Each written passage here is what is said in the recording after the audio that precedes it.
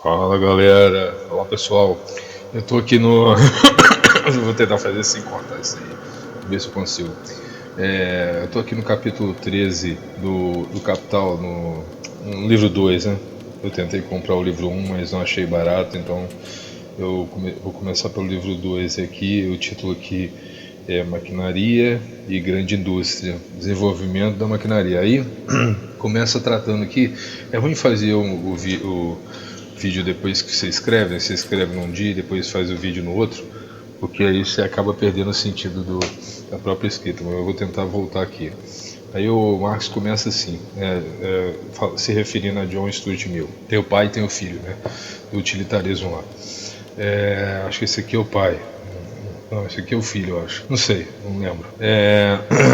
Em seus princípios da economia política diz assim: é de se duvidar que todas as invenções mecânicas até agora feitas aliviaram a labuta diária de alguns seres humanos. Aí eu comentei assim, sim, as esteiras programadas deram ritmo de máquina a seres humanos. Eu tive uma experiência numa fábrica aí de esteira aí. Com relação a isso, existe um fundo de verdade assim, que acaba obrigando o ser humano a meio que trabalhar nesse ritmo da esteira, que acaba sendo meio cruel, digamos assim, né? Então, diferente das análises covardes que os esquerdistas fazem sobre alguns temas aí, em que eles tentam só dizer, só atacar, né, só fazer ataques e militância e tal, eu acho que é importante também ser franco quando a coisa for coerente, sabe? De fato, as esteiras vieram para atrapalhar no sentido de obrigar a constância, né?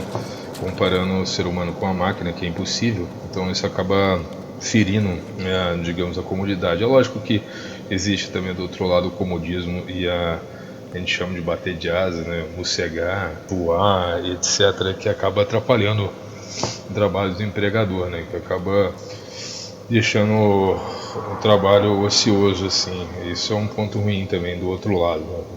Tentando analisar os dois lados da moeda, mas acompanhar ritmo de esteira é sim um tipo de exploração.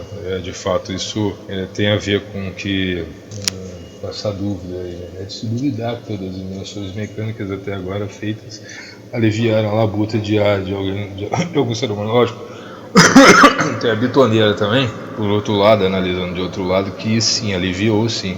Quanto antes a gente tinha que fazer, o empregado tinha que fazer ali tudo à mão, ali, o processo todo à mão ali, agora você poder clicar no botão que mistura a massa para você é algo também aliviante. Então, você pode ver que não dá para generalizar, né? Então há processos que vieram para bem e outros que vieram para o mal, vamos dizer assim.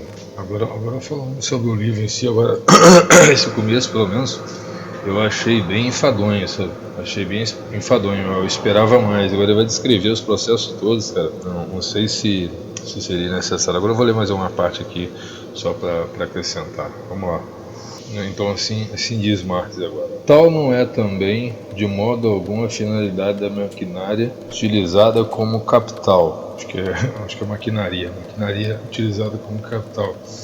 Igual a qualquer outro desenvolvimento da força produtiva do trabalho, ela se destina a baratear mercadorias e a encurtar a parte da jornada de trabalho que o trabalhador precisa para si mesmo, a fim de encompridar a outra parte da sua jornada de trabalho que ele dá de graça para o capitalista.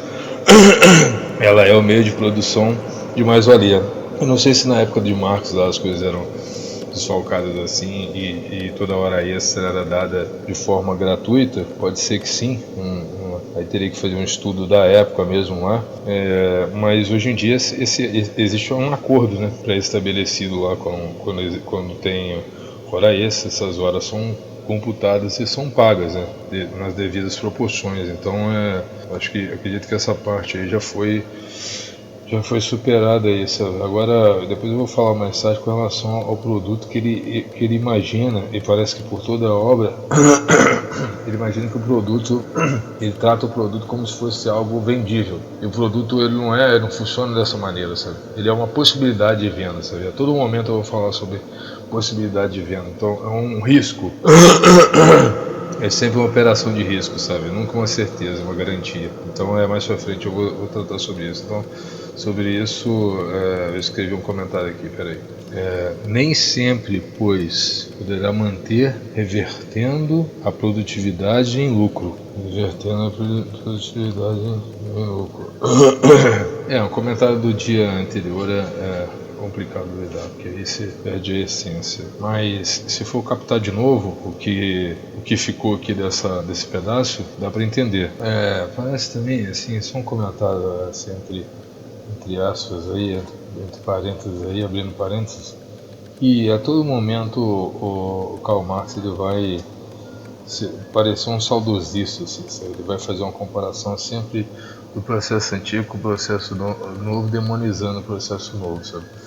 É como se ele fosse, na linguagem de hoje, um negacionista da tecnologia, ou algo do tipo, fazendo um drama, como se a economia fosse baseada em algum tipo de moral, moralismo que fosse, sabe? Diferente da visão da economia mais pragmática, que nada mais é do que um jogo de poder, sabe? Um jogo do mais forte, né?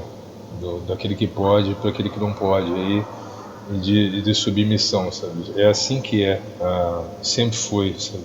E de alguma maneira será, mesmo dentro do programa socialista, que aí sim o Estado ditaria quanto cada um deveria ganhar, então, e sem o poder de reação da população, né? No sentido mais autoritário da palavra, sabe? Agora entrando num momento militância direitista, né? Diferente dos covardes aí que tentam usar essa militância dentro da aula, onde o aluno é cativo e não pode sair. O Lula, aí trazendo pro tempo atual, né? Sendo que é dessa forma que os militantes de esquerda trabalham, né? Nas universidades, né? Então o Lula deu declarações dizendo o que a família pode ter ou o que não pode ter, né? Se pode ter uma televisão, 2, 3 ou 4. Além de regular os meios de comunicação, agora ele quer regular quanto que você pode ter ou consumir. Então, exemplo da tirania socialista mascarada de democrática. Mas vamos voltar aqui no texto aqui. Então, aí quando ele fala de tal não é também de modo algum a finalidade da maquinaria utilizada como capital, igual a qualquer outro desenvolvimento da força produtiva do trabalho. Ela se destina a baratear mercadorias e a encurtar a parte da jornada de trabalho. Vamos parar por aqui e refletir. Se for considerar esse sentido de baratear a mercadoria, no sentido de evitar desperdício e economia de tempo, faz todo sentido. Claro que ela existe para isso, é para produzir em série com o máximo possível de produtividade e de êxito. Então isso de fato é assim. Agora, o ponto da crítica que eu vou sempre bater, que é um ponto muito importante, é que quando se fala de baratear mercadorias, ele já supõe que essas mercadorias serão vendidas. Ele não imagina o estoque, ele não imagina os imprevistos, ele não imagina o mercado, ele nem coloca possibilidades de mercado, sabe? Ou seja, garantias de venda, sabe? Uma mercadoria pronta não é uma mercadoria vendida. É apenas uma mercadoria pronta, pode ser estocada e supostamente pode ser vendida. Essa é a questão. Eu comentei por escrito aqui e eu vou ler o comentário. Aí diz assim: a abundância ou disponibilidade da mercadoria do mercado nada coaduna com o lucro do capitalista, pois tal investidor depende de outros fatores como mercado competitivo, valorização da moeda, crise, estabilidade, disponibilidade, objetividade de consumo, etc. No mercado produtivo existem apenas possibilidades de venda, podendo ainda ser lucrativa, negativa ou equivalente. Aí apenas vendas lucrativas dariam voz aos preceitos de Marx. Tudo que eu havia dito antes, eu escrevi algo também aqui em cima, mas achei relevante fazer a leitura. Eu vou ver outra parte aqui que eu cheguei a escrever, só para a gente tentar finalizar aí essa primeira parte. Eu vou fazer a segunda, dando sequência aqui em outro vídeo, para não ficar também muito grande, sabe? Que eu escrevi algumas páginas aqui com relação a essa primeira parte, que não é nem finalizou o capítulo, de forma alguma, o capítulo 13, mas só introdutória mesmo, o capítulo 13, tá bom? Outra parte aqui, eu coloquei, de fato, com relação ao maquinário, né? De fato, o maquinário reduz postos ou vagas para melhorar o lucro, diminuindo vagas dos proletários ou assalariados. Aquela questão, né, da substituição da mão de obra através dos processos de robótica e algo hoje em dia mais moderno, diferente um pouco do... Marx chega a falar sobre isso, mas naquela época era muito ainda primário, né? A vapor, coisas do tipo. Hoje em dia está muito evoluído. Então, de fato, existe essa redução, mas ao mesmo tempo existe esse maquinário que reduz postos de vagas, produz postos de vagas também, porque agora é preciso de especialistas do maquinário, sabe? Então, antigamente não existiam os especialistas do maquinário, os maquinários eram primários, então praticamente quase que qualquer pessoa conseguiria fazer a própria ferramenta, né?